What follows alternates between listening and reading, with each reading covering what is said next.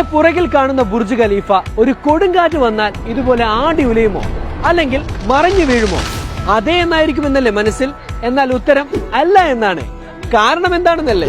100 km/h കാറ്റടിച്ചാലും Burj Khalifa ഒരു inch പോലും ആടാതെ നേരെ തന്നെ നിൽക്കും. ഇതിന്റെ പ്രധാന കാരണം ബുർജ് ഖലീഫയുടെ നടുവിലുള്ള ഹെക്സഗണൽ കോറും താഴെയുള്ള ഭീമൻ ഫൗണ്ടേഷനുമാണ്. ബുർജ് ഖലീഫ മുകളിൽ നിന്ന് നോക്കിയാൽ ഒരു ട്രൈപോഡ് ഡിസൈൻ പോലെയാണ്. ഇതിൽ 3 വിങ്സ് നിങ്ങൾക്ക് കാണാൻ സാധിക്കും. ഇതിന്റെ നടുവിൽ സപ്പോർട്ടായിട്ടാണ് ഹെക്സഗണൽ കോർ വരുന്നത്. ഈ സ്ട്രക്ചറൽ സിസ്റ്റത്തിന്റെ പേരാണ് ബട്ട്രസ് കോർ. ബുർജ് ഖലീഫയുടെ സ്ട്രക്ചറൽ എഞ്ചിനീയർ ബിൽ ബേക്കർ ആണ് ഈ സ്ട്രക്ചർ ഇൻവെന്റ് ചെയ്തത്.